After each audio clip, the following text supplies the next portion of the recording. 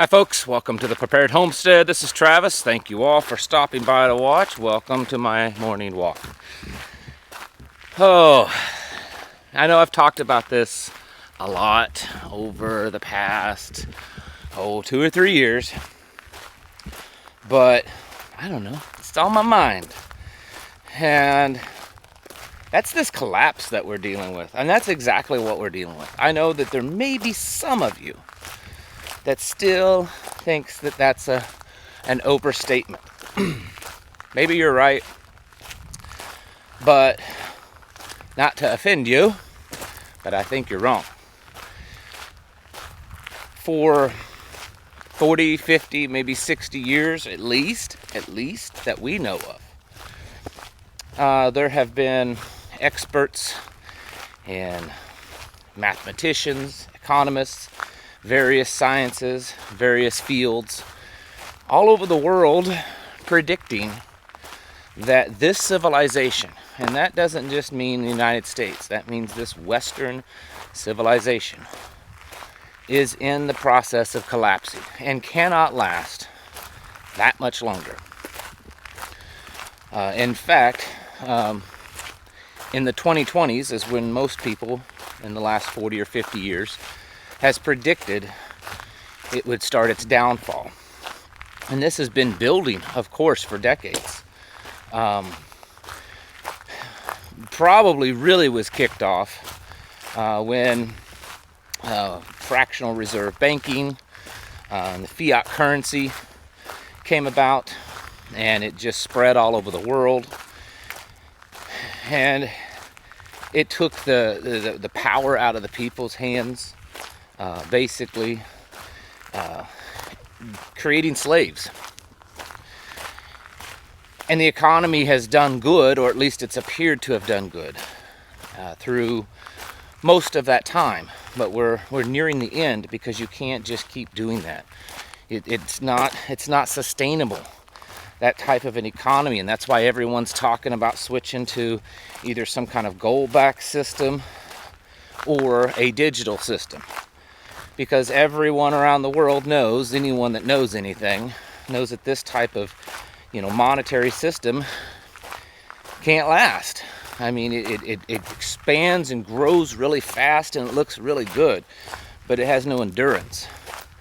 And so that's one of the big things. And we could go on and on about all the other things. But the fact is that we are seeing it happen all over the world. Look at the amount of violence that's going on. Just, of course, you're all familiar with Sri Lanka. That's been going on for the last few weeks. But they're not the only ones by any means. Panama is doing the same thing. There's a lot of violence down there. They have no gas, no food, or at least very limited. Argentina. Their currency is on the verge of hyperinflation. I mean, we're talking 100% inflation already, and it's growing rapidly. And their people are doing the same thing. They're out there upset, rightly so, that their wealth, their ability to live, is being stripped from them. And we're seeing, large portions of Europe doing the same thing. Out there rioting, out there upset. This is kind of almost that in-between stage of the 5 stages of grief, between anger and, trying to come up with some kind of compromise. That's kind of what it is. Right now we're getting into that really anger stage, which has been around for a long time. I mean, there's been a steady uptick in violence and protests here in the United States and around the world for the last several years. We all know that. Economically, I mean, I personally believe that we've still been in a sort of recession since 2008. And the only reason why we haven't been in a literal, real recession is because we have falsely propped up the entire economy by printing a bunch of currency that has no value to it, going into massive amounts of debt. You know, we've gone into over $20 trillion in debt since 2008. I mean, that's insane. And so if you took all that away, if there was no bailouts, if there was no, you know, massive printing of currency and stuff, you know, over the last 12, 13 years, what would the state of our economy be in right now? We would have probably gone through a complete collapse. And so they tried to milk a few more years out of us. And the reason is because they want to get as much of our wealth as they can. That's all inflation is. Inflation typically isn't the collapse. It's the thing leading up to a collapse. And it can happen during a collapse. But inflation on its own isn't typically the collapse. Inflation is what happens beforehand, leading up to a collapse, where the elites, the ones that have all the money and have all the stuff, they want to get as much out of you as they can, because inflation is simply just a tax. That's all it is. I mean, who's making the money off of the increase of what you're paying? The people that is working at that store, they're not making any more money. In fact, we're seeing just recently that inflation-adjusted wages are way, way down. Like they're just falling off a cliff. Meaning people aren't making that much money. You know, wages are dropping. Who's making more? Well, it's all these companies. If you look at them, their profits are way up. They're making money. And when they stop making lots of money, which it's starting to get to that point, we're starting to see companies like Amazon and Walmart and Target and other places say, okay, well, the profits have stopped. We're slowing down. That's when the real collapse starts coming in, because they're not making any money, or at least not as much anymore. So now they're going to let things fall. They want to keep it propped up as long as they can so that they can consume as much as you as they can. So inflation, again, isn't necessarily the collapse. It's the leading up to a collapse. And so I think we've been involved in a collapse, in the midst of a collapse, for the last decade or so, and it's only because of all this fake, funny money that's been thrown at everything and everyone that's kept it up. I mean, look at 2020, when all the shutdowns and GDP and everything just collapsed, absolutely collapsed. And then all of a sudden it bounced back up. Well, why did it bounce back up? It wasn't just that restrictions were lifted. It bounced back up because they sent trillions of dollars and fake, absolutely worthless money, currency, all over the place. Not just to you and your bank account. I mean, you got the smallest piece of that pie. And so it made it look like, oh, it's a big old bounce back. Oh, see, we're doing good now. No, we've been doing good because everyone, individual and big business and all kinds of organizations and state governments have been, sucking on the teats of the treasury, printing all the fake currency. That's all coming to an end, folks. You can only prop something up so much, and it will start collapsing. We live in a system that's, built upon the oil that is now being fought for all over, and some people think we've hit peak. Some people think peak is a myth, and I'm not really here to debate that. What I'm here to say, whether it is or not, they can make it peak, right? If they all band together and say, we're going to cut back on pumping and on drilling, we'll create a false peak. And that's really what they've done. So, there could be enough oil in the ground to last us centuries. And maybe oil is renewable. There's theories in that. None of that really matters when the people that are in control how much comes out of the ground. And so there's, again, they want to move to this zero carbon blah, blah, blah, which is what they're telling us we have to do because there just isn't enough oil on the ground. Why is that, folks? Why are they wanting to do that? Well, they know. This is where we get into all the big ruse. This is all the big fake created collapse of them. They've known for decades that we're headed to a collapse. And that's why they've been planning on this. I mean, we first heard about the Agenda 21 plan back in the 90s. And there's tons of evidence showing that they were working on this kind of stuff back into the 60s. So they've known about it for decades. They've had a lot of time, ability to spend a lot of money and a lot of, ingenuity into developing a plan that they knew things were going to collapse. So they figured, we're going to collapse it our way. We're going to be in control of this collapse. We're going to cause it to happen. That way we can guide the collapse, and then we will have something in its place so that as soon as the collapse happens, we will implement this new plan, and the new plan will put all the power and control into our hands, the elite's hands. Because you see, when you have things like gasoline, it's more free, it's more independent. You can drive where you want, but you have all this computer controlled, electronic vehicles that aren't any more sustainable than a car. It's not any more renewable. I don't want to hear it. It's not. It's got tons of plastic in it. The production of all those components is just as pollutant as running a gas vehicle. But they're able to control you. And if you watched the video I put out, maybe it was on here, maybe it was on Patreon, I don't remember, where they're talking about admitting that they now have the technology to have absolute, complete control over you.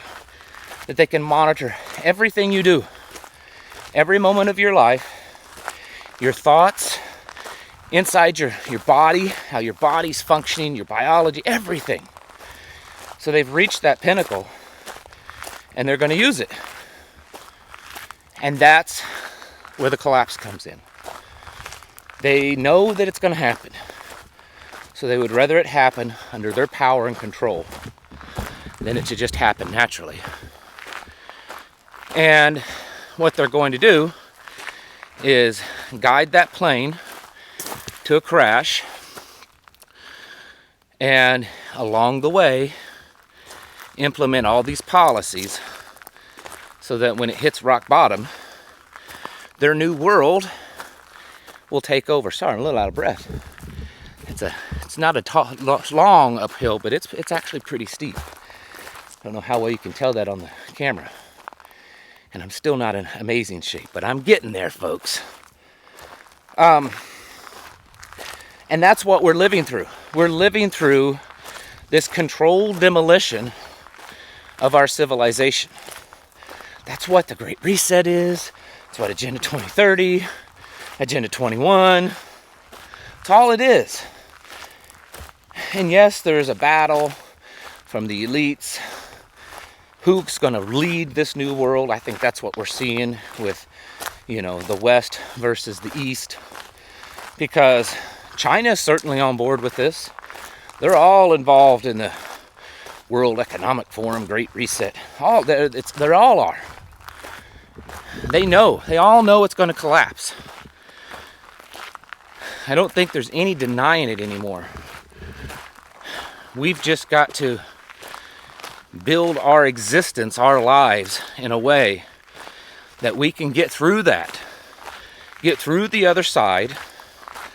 And hopefully, maybe, because there's been some indication of this.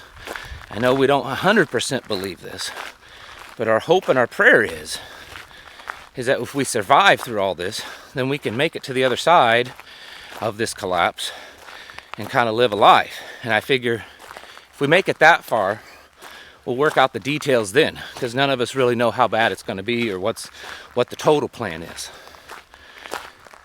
That's why I firmly and strongly encourage community building, self-sufficiency, the resiliency to exist through all this, because it's coming. I mean, I don't see that there's any way to see any different. And I think some people doubt that because they're expecting some Mad Max Book of Eli scenario, that they expect that's what it's going to look like. It's not necessarily true, because they're in control of it, and they're going to make it happen in a way that it collapses their way. They don't want it to get too terribly bad, because they do know in the end that there's a whole lot more of us than there is of them. You know, we could do like Sri Lanka and run them all out of town. And so they have to control it. I don't necessarily think, unless their plans don't follow through, unless they make some mistake, which they can, they're infallible. Or they're imperfect. So unless that happens, I don't expect it to be like a complete desolation, at least in some parts of the world. And that's the thing. Some places will be different than other places. The fact is that this has been happening, and we have to get prepared. They've been preparing for it for decades.